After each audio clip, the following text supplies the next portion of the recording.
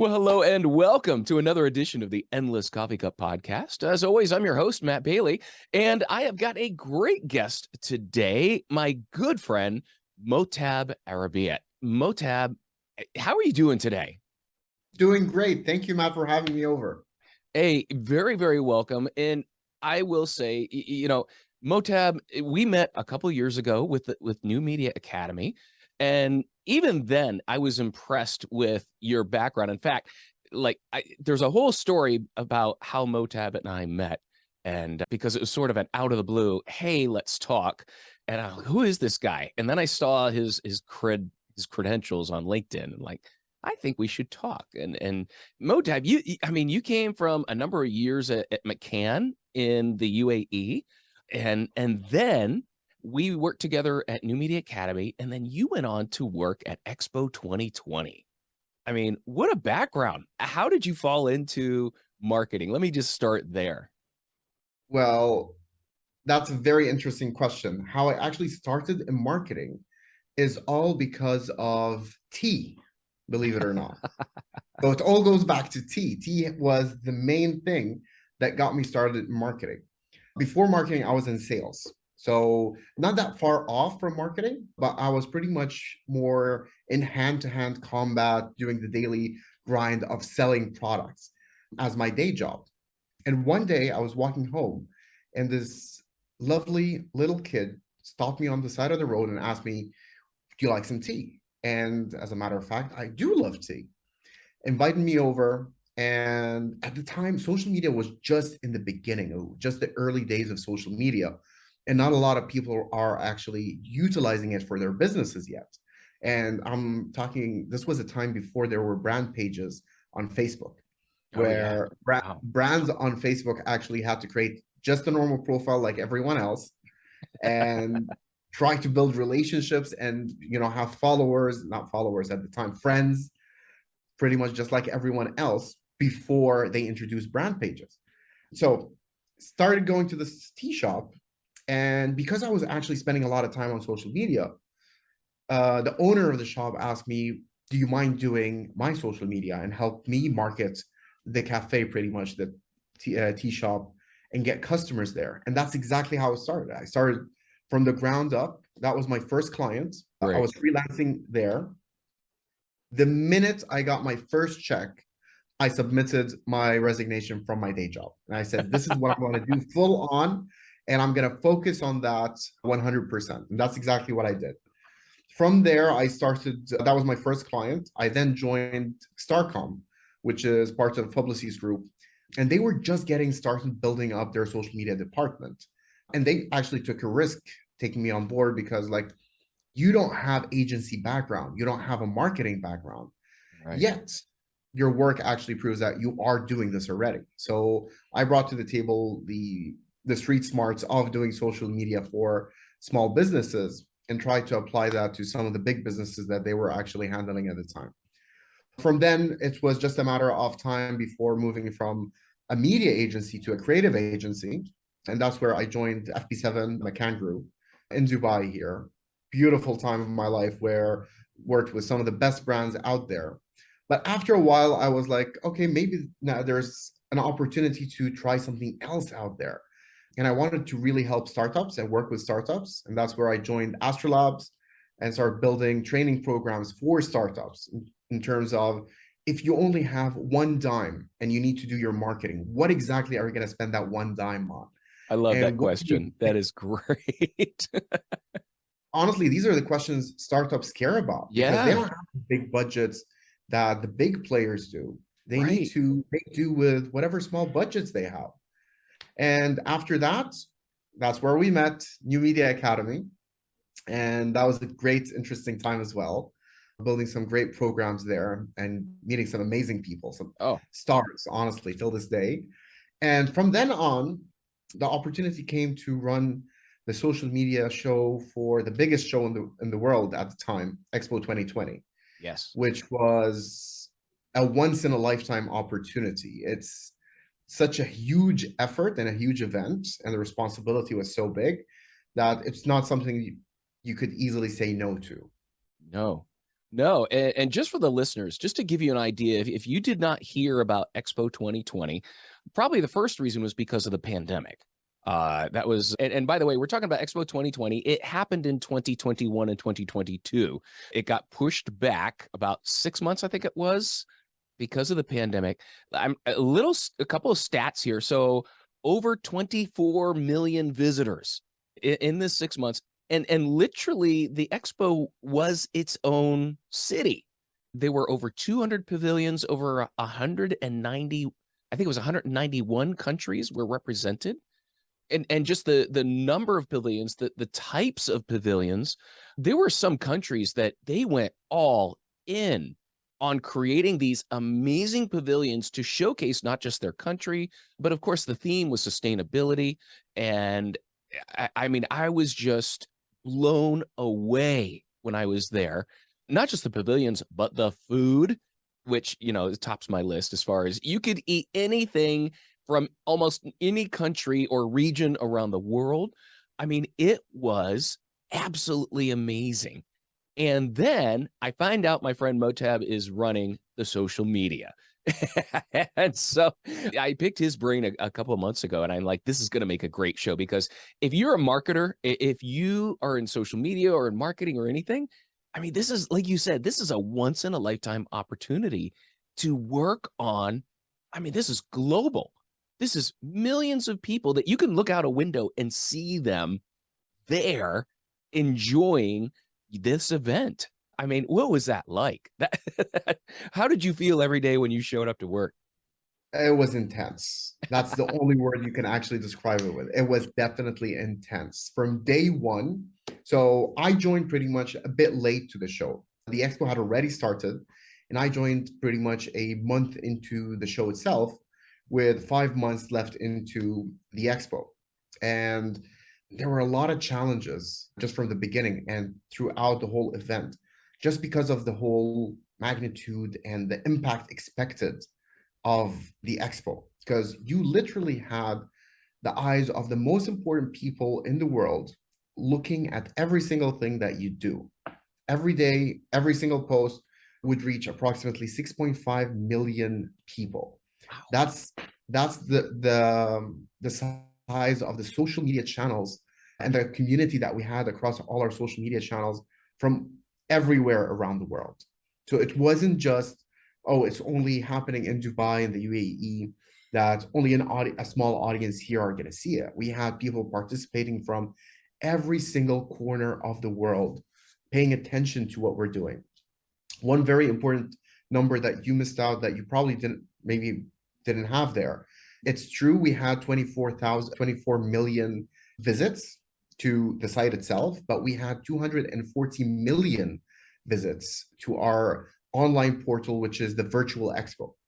So Oh, just like you wow. could actually go and visit Expo physically, there was Wow. a portal which is still up and running, by the way, a virtual portal where you can go and take a virtual tour and walk around the pavilions, experience the concerts, the music, the talks, all the activities as if you're there. Because given the challenges of the pandemic, people knew that, okay, we need to get this to as many people as possible. Not everyone is going to be able to take a flight over and visit the expo.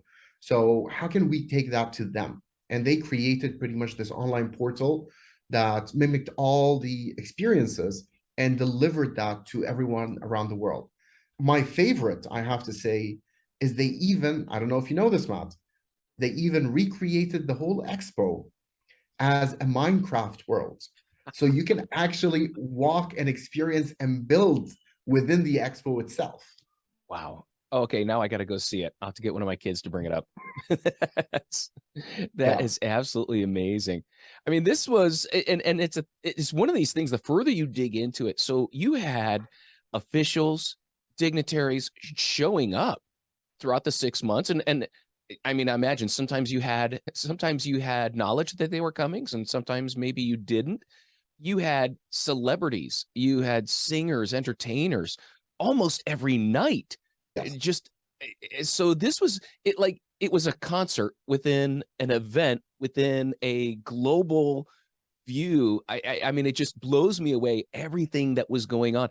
I mean, describe an average. So and let's just, I want to let everyone know, Motab wasn't just, you know, he's very, he's not telling everything. He managed everything. Okay. He managed the social media team. He's just being very nice about it. So what was it? Let me just start with this. What was your average day? But then I'm going to get into what did it take to manage this team, and what were some of the demands that you had to do? So let me tell you pretty much what an average week looked like, All right. because a day, there was a lot happening in a day, but a week gives us a good idea of the kind of scope and magnitude of things happening there. Every week, pretty much, we had a number of concerts happening. So you can think of this as a festival, not just like a concert happening every day. A festival with multiple music performances happening at every corner of the city. You had multiple countries bring in the best performers from their country to come and perform. You had 4 to 5 stages with events happening across them. That's besides the dignitaries and VIPs visiting daily, pretty much. You had national days, which again represented every country would bring in a representative. We even had Prince Charles at the time, now King Charles, come and visit, for example, for the UK National Day.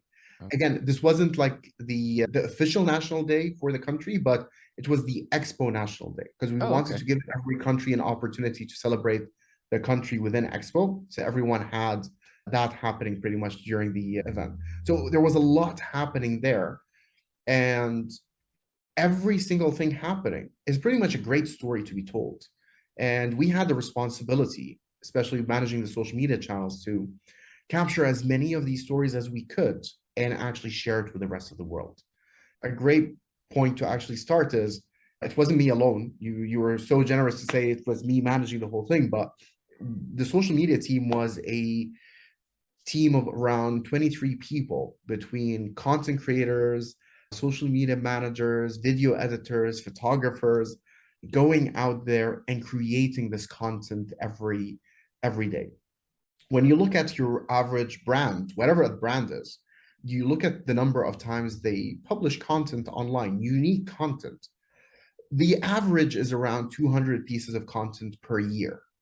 And if you divide that up, it makes sense. Like any business will want to, push out content regularly. They do that 200 times a year.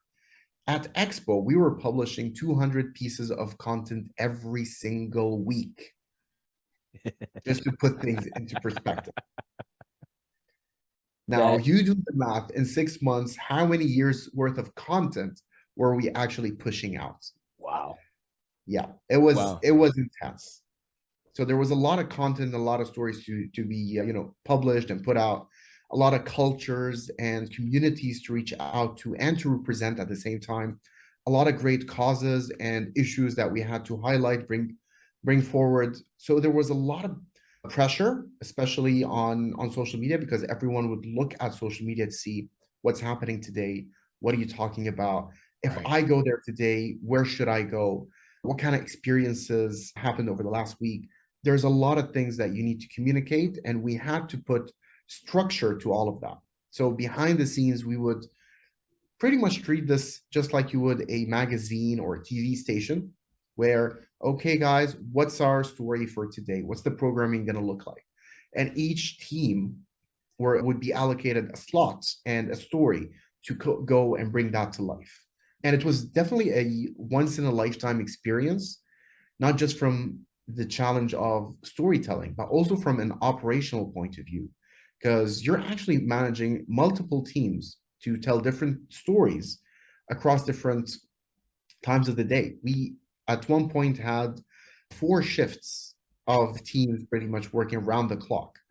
Because throughout Expo, you mentioned a typical week. That's a typical week. We would have a Coldplay coming in. We have like a bunch of classical musicians coming from different countries. We have a government official coming from 5 different countries during that week, plus the other events, plus each pavilion had something to update and talk to the world about. And at the same time, with all of that, we had to make everything that we push out have a very clear tone of voice, a very clear identity, Mm. that anyone seeing it would easily say, oh, that's Expo. That's definitely Expo. That tonality, that friendliness, that warmth that you got, that sincere worry about the world, that urgency that you had, that was definitely Expo and everything that went out. That's amazing because, I mean, pushing out that much content to an international audience, you have to closely manage that message. As you said, you've got to put it in this wrapper and present it in a way that, and I hesitate to say it this way, you got to keep everyone happy. That is quite a undertaking to continually present this content. I imagine well, the pressure to perform on that, but just the knowledge that we've got to get this right. That's pressure. Oh, absolutely. Especially when you have the IPs looking at every single thing that you do, your mistakes carry weight, especially when you're Oof. representing not a country, but a collection of countries pretty much. And you're talking to the whole world and everyone is looking closely at everything you do. There's little to zero margin of error. And looking back at the numbers, let's keep this scientific. If we had a 1% margin of error, that is one typo in one piece of content every 100, those are two mistakes per week. Those are Oh, mistakes we could not afford to wow. make. So we had to make sure we had a very stringent quality control process. And still with that, because again, humans are involved, mistakes will happen. And we had to be very careful about those. Oh, okay, let's shift gears. What was the best story that you look back on this whole thing and yeah, like you're pushing out dozens of stories a day, and what was one that sticks in your mind like that we nailed it, but not only did we nail it, it was perfect.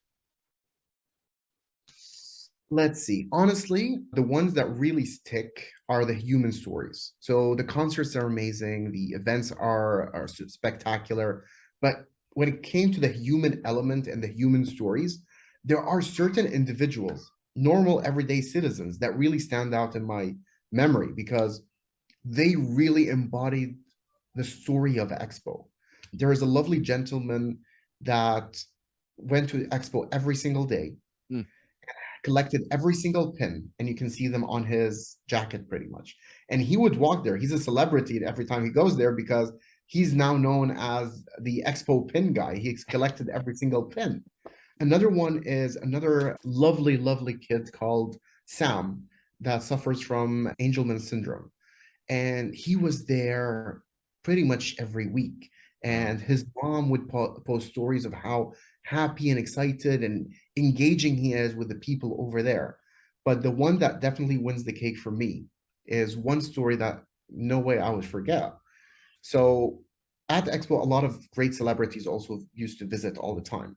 One of those celebrities was Ronaldo, the famous football player. And he Yeah. came over to Expo.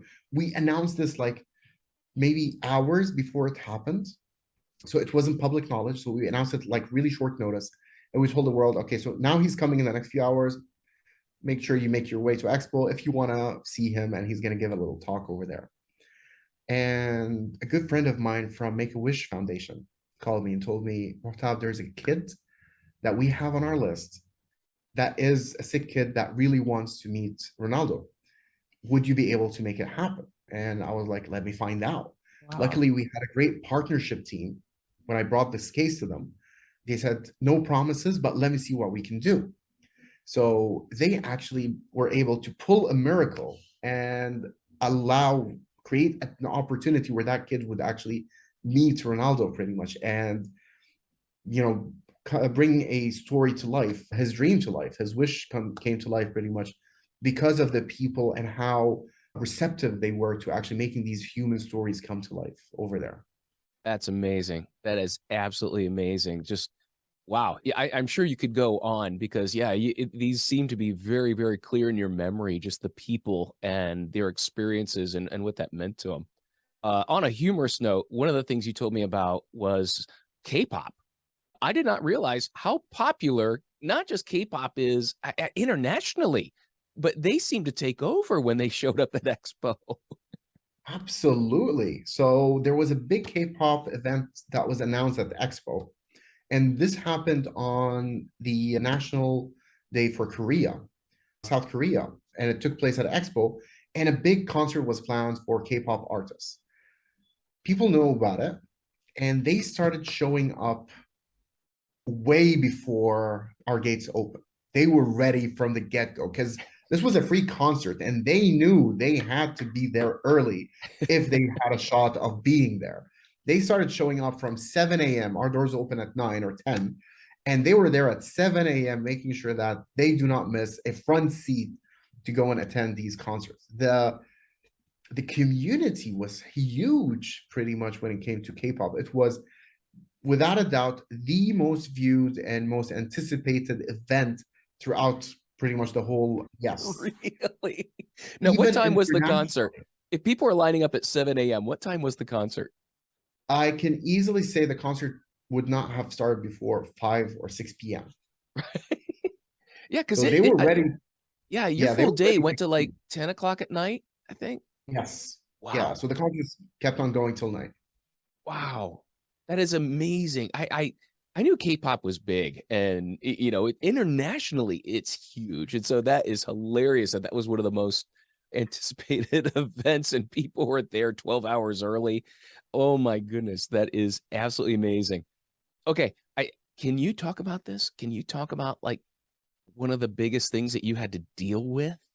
You giving me that look. Can you let me say the unexpected? What were some of the unexpected things you had to deal with?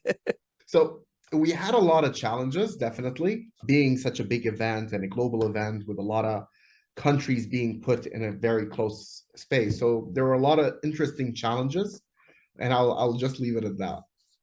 Okay. All right. Yeah. Yeah, let me ask and let me ask this. So when something comes up that rumors or fake news or anything like that, how would you react? Oh, so that I can talk about. Okay. So so it was very important that we know how to handle a crisis if one comes up. And for that, we had to make sure that the right process was in place, but also the right people are involved and available and, fully alert and capable of making decisions. Honestly, we would not have been able to push out 200 pieces of content per week if we didn't have the right people making the right decisions at the right time. It was very important that people can actually react really quickly to everything. Because as you mentioned, like we would have people visiting on the spot, and we did not, allocate a crew to go and capture their visit. So how do you actually, go about and do that? You had to be resourceful, and we had to really put our trust in the team to be able to say these guys actually took the right decision at the right time and back that up, whether it be taking photos with their phone, videos with their phone, or reacting to sensitive topics in a certain way. So it was very important that we had the right team, honestly. And it all came down to that because no one treated this as if it was just a job and, oh, this could be someone else's problem. Everyone took full ownership Mm. of every small angle of it. And you saw that in the love and passion the team members put into this. Because at least on the social front, and I've seen this in every other team at Expo as well, the love is contagious for Expo and for the event itself. It's honestly, there's something magical about it. And the people at Expo call themselves the tribe, and they really are a tribe. There's a lot of love pretty much in everything they say or do about Expo. And with that, you know that they have the best interests of pretty much the event in mind, and they will see it through to the end. That's amazing. That's amazing. So let me ask you this. How how do you build a team to handle an event of this magnitude? What do you look for in people? And then how do you manage them through really an incredibly demanding schedule? So the team building was honestly my first challenge when I first joined. And I was lucky that the team members who were there before me honestly had a lot of love again for Expo and a lot of passion. So they were willing to really put in the extra hours and extra effort that it took to make things happen. And anyone else that joined the team after that, honestly, I was like, oh, that trait, that beautiful trait of loving the brand that you're working on, we need that. Everything else you can compromise on, not that. So we had to make sure that we only brought on board true believers in pretty much what you're doing, because you can be excited for a job the first week, two, a month or two, but 6 months of really tiring work, we don't disconnect, especially on social media. There's not a time where you can disconnect pretty much from the job, because you are living the job for the next 6 months. So that was the number one trade that we hired for. Obviously, we didn't compromise on skill as well. So everyone that worked was highly skilled and automatically gets my seal of approval or recommendation for anything they're doing, just because of the passion that they had. And everyone took full ownership of the projects they were on. So after that, and now that we know that we have the right people on board, it was very important to actually break them into different teams, because we couldn't rely on a conventional structure of these are the designers, these are the copywriters, and everyone is working separately, and social media managers are in between. Then everyone works in isolation. That wouldn't work. We had to really, be really fast in our thinking and the way we react to things. So what we ended up doing is breaking up the team into smaller pods. I call them squads. So just like in an army, you had a different squad pretty much that would cover a different area.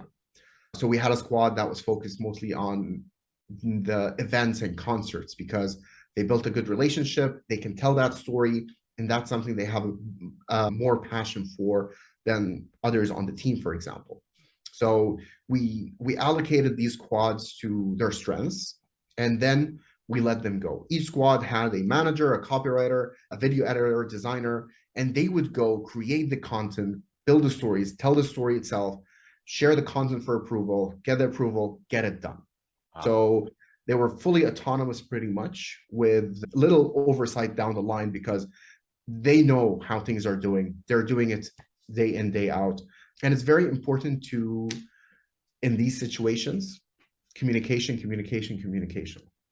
So it's very important to make sure that everyone is aware of what's happening, what's the bigger picture, what are the smaller projects that are happening, because it was very challenging to have a single point of truth when everything is changing. So we coined the term quantum planning, because as we would come up with a plan, the plan would shift and change, and we had to react on the spot to those changes. So it was very important to make sure that the teams communicate with each other about these changes. Let's say, for example, there's a concert happening tonight, and it's scheduled to happen at one park at 7 p.m. The shift and the squad working then would then receive new data and information that, oh, it's happening now in a different park at a different timing. That information had to be relayed really quickly to the rest of the teams, so everyone is aware, and we would then distribute that information across our channels as well. So it was very important to keep channels of communication open, keep morale high, because it's tough. And the work that the team had to go through was really, really hard work. The pressure is really high. The responsibility is high as well. So we had to make sure that we keep morale as high as possible. And a lot of people talk about culture. I think culture was the main point that got us to the finish line, because if it wasn't for the team and how they actually treated each other as a family and as a tribe, we would probably not have reached the final line with that much energy and power to continue. And I can tell you this, the social media team on the closing night was not only them, but them and other employees from Expo. They were at the gate waving goodbye to every single person leaving Expo. Wow. As we closed the doors. And the whole social media team that day was till the last minute available and still on site. I had given them all different shifts, morning, noon, evening. They all stayed till the end of the day. No one wanted to leave or go home. They wanted to stay on the ground, living the brand, living the event and what it actually embodies. And you could see there were tears, literal tears. as the team was waving goodbye to, the final visitors as they left Expo on 31st March. What an experience. I mean, an experience. I imagine just that it is probably the hardest work that some of them will ever do. And yeah, just being completely immersed in this event. And then yeah, I can't imagine the emotions on the final day, especially you've built these relationships. I love how you built these autonomous squads just go around and work things. And I imagine, and we kind of alluded to this earlier, that there is a published calendar, but it wasn't always going to be correct. Things change, some countries bring in entertainment that you didn't know they were there. I mean, it really is, it's a city. You're managing a city and everything that's happening in it. And that's one of the things that I absolutely love is you're still there, and they have turned the expo now into Expo City. To me, I absolutely love it because you're not I think in the past when they've done world's fairs and expos, they've built a lot of things and the goal was to repurpose things, but this entire grounds is being repurposed as a city. What's happening now with the Expo City? So, as you mentioned, it has always been a city pretty much because it was so vibrant, it had its own population. And one funny thing I didn't mention about Expo 2020, did you hear about the passports? As far as the passports for different countries, and you go get them stamped when you go to the different So, pavilions, right? pretty much. So, you have Yes. an Expo passport that you can actually purchase when you go there from any of the stalls. And then for every pavilion that you visit, you can get a country stamp. Yes. And that became such an addictive behavior with people that even when they visited other pavilions that are not countries, they would ask them for stamps. That the other pavilions started creating stamps just for those that actually want to collect those stamps at the expo. Sorry, I had to go there because Yes. those passport holders are now citizens, pretty much, of Expo. Oh, that's wonderful. Not in the literal sense, but they really have that love for that area, which is something I believe sets it apart from any of the other events that happen around the world. Yes, it's a beautiful event like a World Cup, but then it's over and the walls are left with echoes of previous stories.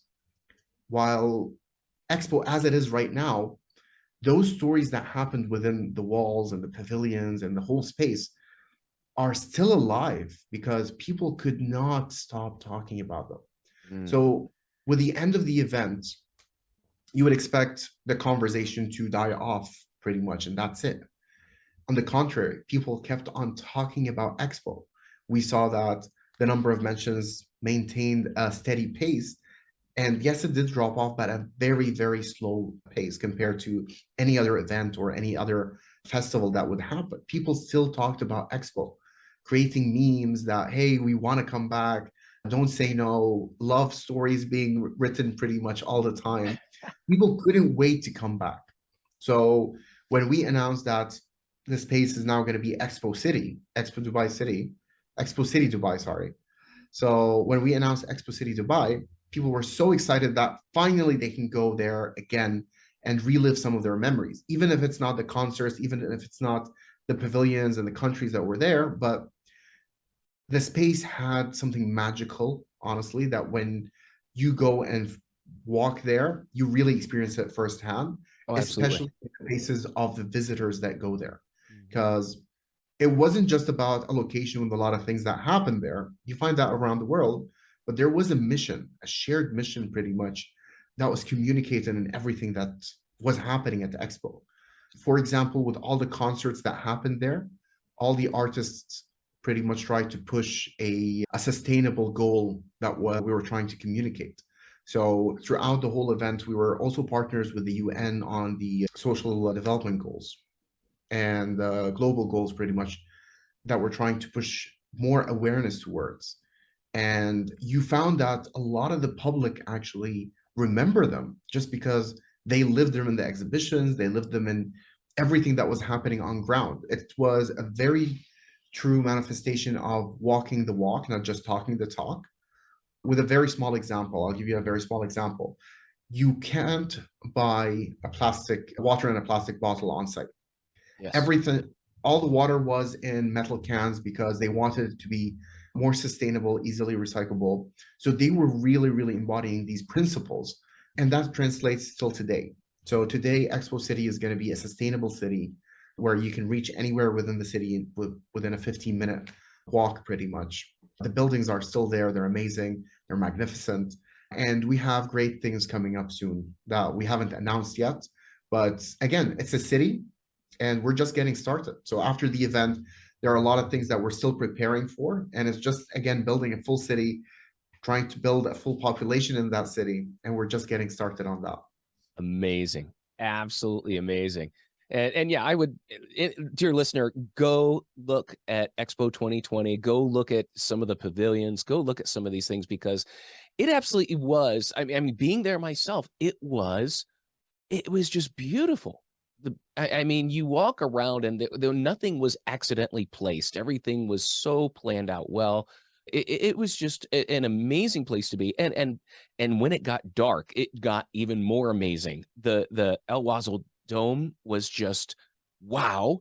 We could probably talk about 20 minutes about just the dome itself and what went on and just how beautiful the projections were on there with the music and everything. But I'm going to bring this back down to a little bit more on the marketing side. And let me ask you, after creating or working through 200 pieces of content a week, what did you learn about creating content and pushing it out in these different channels? Oh, so much. Honestly, the learning curve was unbelievable in these times, especially that if you look back at the time when all of this was happening, the digital marketing landscape was going through a lot of changes. So whatever strategies that we had put in place at the beginning of the event of Expo, they really didn't apply by the end of it because Wow. the social media landscape did change in between. You had the huge rise of TikTok pretty much and the content there. So we had to start adapting. Okay, so guys, no, we need to think more of what can we do with TikTok? How can we make sure that our content actually works on that platform with the current consumption habits of the people? What kind of trends and content trends do we need to be aware of as well? So all of that had to happen in between. And every day we would learn about a new thing. And we had to be really agile and really fast about it. Because if we learned about a trend, let's say that was applicable last month, by the end of this month, we can't use that anymore. So the team had to be really fast in using these. One key learning is we can never stop learning in our field. Unfortunately, I remember my mom wanted me to be a doctor. I wish I listened to her because I would have studied once or for 5 years and that's it. I can't stop studying now. Every day there's a new update, there's a new trend. We need to do our own research because different markets behave in a different way, audiences behave in a different way. So we always have to keep on learning. And that was very, very obvious, especially when we were pushing out 200 pieces of content per week. There was a lot of learning there. Luckily, we had a analytics team in-house, and they were really fast giving us those insights every week. Every week, we would start with a session. Okay, so guys, here's what we learned last week. Remember, we said photos work? They don't work anymore. We need to focus more on video. That's right. This was the switch Instagram made was right at that Yes. time as well. Oh, wow. Yes. What were some of the any insights that stick out that just kind of blew your mind when the analytics team shared them with you?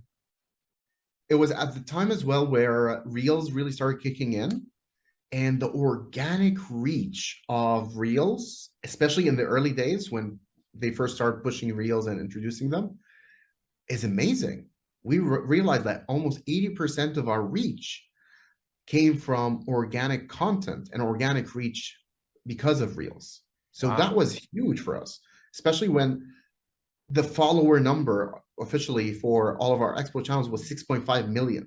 So getting an 80% bump on whatever the channel is, that was a really, really decent number that we would not anticipate. People behaved in a different way on different channels as well. So even though you would have the same piece of content that looks similar and behaves similarly on TikTok and Reels, One would flop, the other would really go viral, and people will share it like crazy. It all depends on how people are using that platform. A lot of things pretty much stood out where we would assume that, hey, photos used to work really well, especially on a platform like Instagram. Not anymore. Video is the way to go. Community management was key as well. So we realized the real ambassadors, the fans that were really engaging with the brand, are those that we actually talk to, which shouldn't be that much of a stretch. Like, if you think about it, you don't think, how come that person is my friend? Well, because you talk to them. It's as simple as that. And we realize that the more we talk to more people, the more advocates we have out there talking to us, to our other fans, and responding on our behalf as well. So any brand that really wants to make use of organic hacks to grow on social media, talk to them, talk to your audience, because honestly, that is the easiest and cheapest way to turn a normal follower into an advocate that would go and start preaching on your behalf. Wonderful. That is incredible, incredible advice. I can't echo that any further than what you already did. That is absolutely amazing.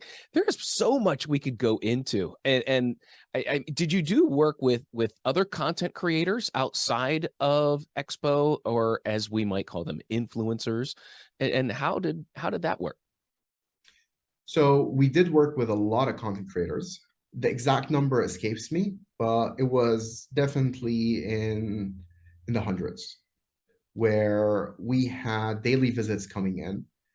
We had a team pretty much dedicated only for influencer marketing and dealing with content creators. And they were honestly key in getting some of the key messages that we wanted to push out in time with a real effect. Oh, wow. They did a really good job, I have to say, getting that story out, because they lent us their voice to tell a story in their own words. So it doesn't have to be only the way we want to tell it. Honestly, it was impossible for us to be able to tell every story from every angle because of the sheer volume of stories happening within the city at the time. So we had to rely on content creators to come in and tell these stories for us. And honestly, they did a great job conveying that story. I don't have the exact number in mind, but easily in the hundreds pretty much of influencers came over and started sharing stories and content from Expo. And in all honesty, I'm sure that the reach we got because of influencers and the impact was higher than our own channels, and our own channels had a huge reach as they are. Wow. That's absolutely amazing. And that's just the influencers you know about that you put together that and work together with, not just the ones that showed up and just walked around Expo. But wow, Motab, what an amazing experience. Let me ask you this, would you do it again? Absolutely. Great. That is great to know. That is awesome. Well, Motab, I don't want to keep you any later. I know it's evening where you are, and you've got a lot of things going on. But man, I have got to thank you for your time. This has been such an amazing conversation. And I know, Motab, I'm going to have you back because we did not get to so many things that we could talk about. And just to your listener, I'll let you know when Motab and I do get together, I don't know where the time goes. It just, I think when we do get together, all of a sudden hours pass and we just have a great time together. Motab, thanks again for your time. Thank you, Matt. Really appreciate you having me here, and looking forward to our next session. Absolutely. Absolutely. We have to do some recording while I'm out visiting you.